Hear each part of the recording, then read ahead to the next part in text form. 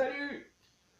Aujourd'hui, je vous parle de la colère. La colère, ça coûte cher et ça coûte cher pour celui qui fait la colère et ça coûte cher pour ceux qui subissent la colère. La dernière chose à faire, c'est une colère. J'ai déjà parlé des cortisol, qui est l'hormone qui prépare le corps aux agressions. Eh bien, quand vous faites une colère, vous en gaspillez beaucoup de la cortisol et de l'adrénaline aussi. Et c'est pour ça qu'après une colère, vous êtes comme fatigué, épuisé, parce que c'est énormément demandant pour le corps. Pendant toute cette période de colère, votre corps, votre système immunitaire passe en second plan pour cette période d'agression dans sa tête. Et ça revient, ça, à notre passé animal, si on veut. Et donc, la colère, il faut absolument éviter. En plus, la colère, c'est pas rassembleur. Hein?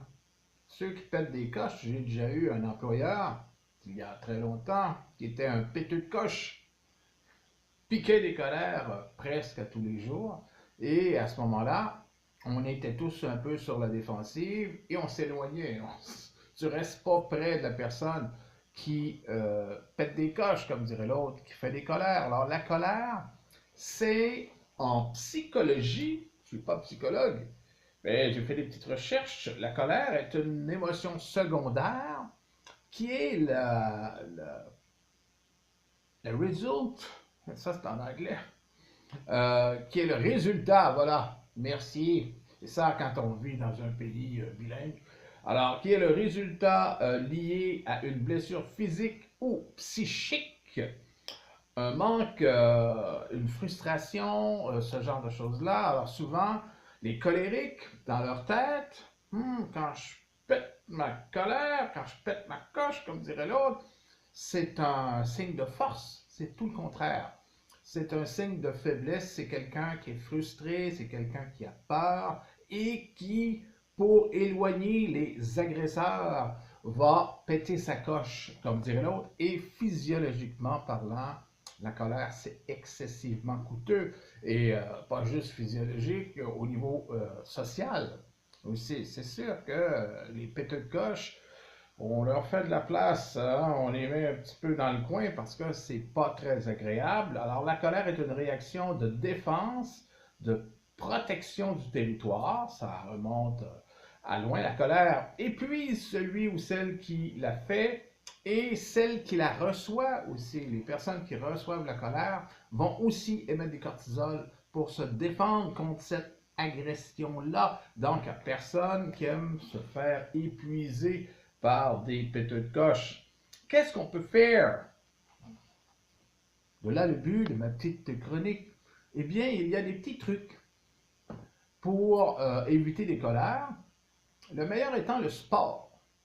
Faites du sport, là, vous voyez, oh, je m'en viens, je vais péter ma coche, je vais faire ma colère. Si vous faites du sport, vous allez sortir tout ça. C'est comme aller prendre une marche dans le bois, mais le sport, c'est encore mieux parce que vous allez produire en plus beaucoup d'endorphines.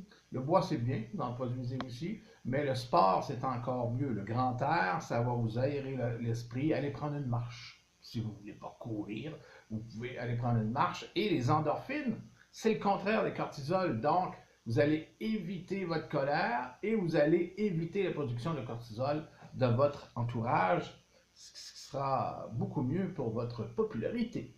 Et aussi, il y en a d'autres, comptez jusqu'à 20. Bon, ça, c'est pour les petites colères, j'imagine.